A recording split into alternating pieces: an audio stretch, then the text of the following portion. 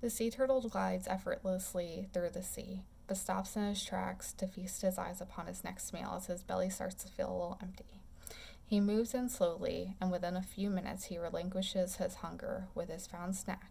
But things start to take a turn for the worse. Why, you may ask?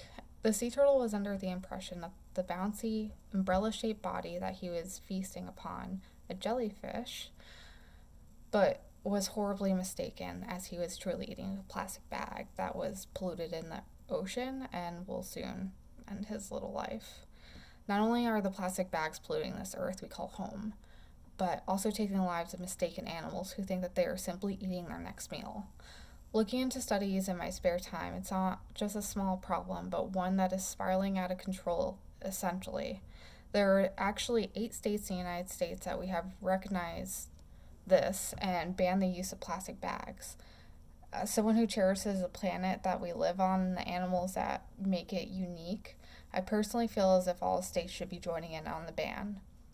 Some topics that I feel are important to consider when evaluating this would be firstly, the negative impact that this particular pollution has on Earth and the life that embodies it. Secondly, the volume of bags produced alone yearly and the fact that we barely use them. The tertiary point would be that in the United States, we have already banned plastic bags in some states and how it works for them. We can begin by discussing the negative impacts of plastic bags on our environment and the wildlife. Plastic is far from digestible and decomposable material in our everyday lives. Unfortunately, it ends up in the wrong places, like littered in forests and along highways or roads. Unlike humans, most wildlife cannot distinguish plastic bags from the viable food sources that they depend on, will often eat, get tangled up in, or even suffocate from them. There are approximately 267 different species known to us that have been affected by the pollution of plastic in the ocean alone, not accounting for land or avian animals. A pregnant sperm whale had previously washed up on the coast of Sardinia, who had about 45 pounds of plastic inside of her. Even though she still managed to eat a normal diet, she did eventually succumb to the plastic being aligned in her stomach, not allowing her to absorb any nutrients from the food that she was trying to eat. Plastic can offset the natural balance of a living creature, as some chemicals released from plastic mimic the smell of food or can confuse the organism who uses sonar by means of collecting food.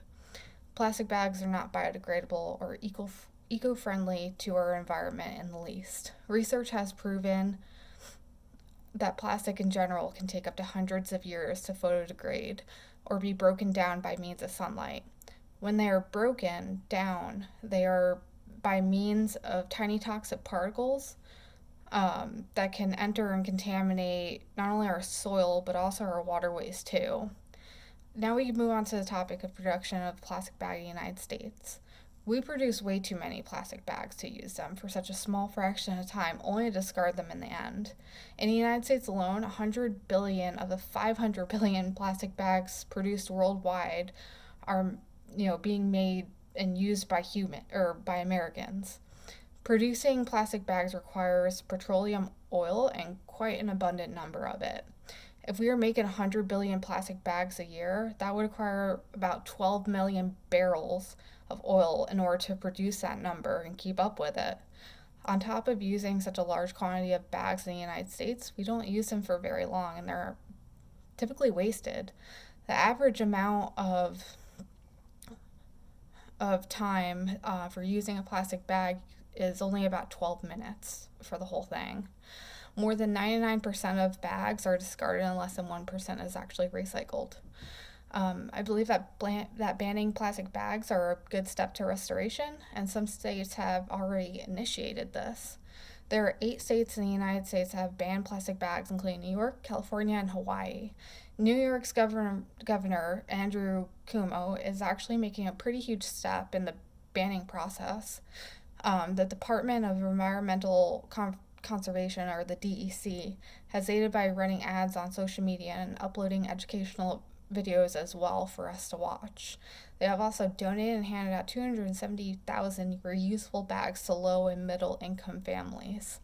They extended a helping hand to all those who need it in the transition of the ban of plastic bags, so it's not just cut cold turkey. Um, the government of New York specifically allowed a small fee of 5 cents on the bag, and 3 of them actually go back to the state's environmental protection fund. So there's a little bit of compensation there too. Let's review the points and see one of the many alternatives to the situation. The impact of plastic bags unfortunately goes deeper than what I have stated, but the impact is far too extreme with the other species on this earth and Earth itself. We make far too large of a number of plastic bags only to use them for about 12 minutes, and then we send them to waste. I believe if we made an effort to change and ban plastic bags across the board in all the states, it would be more efficient and have much lower impact on the environment. There are 8 states that have already started the ban, so everyone else can operate on it. If we don't have plastic bags, things don't need to go haywire, as there is always an alternative. I would personally recommend using a reusable bag, as they are durable for the most part and also cost efficient, and they usually only cost about $2 at most at a grocery store. Even if they need to be replaced, it wouldn't be an expensive replacement to begin with.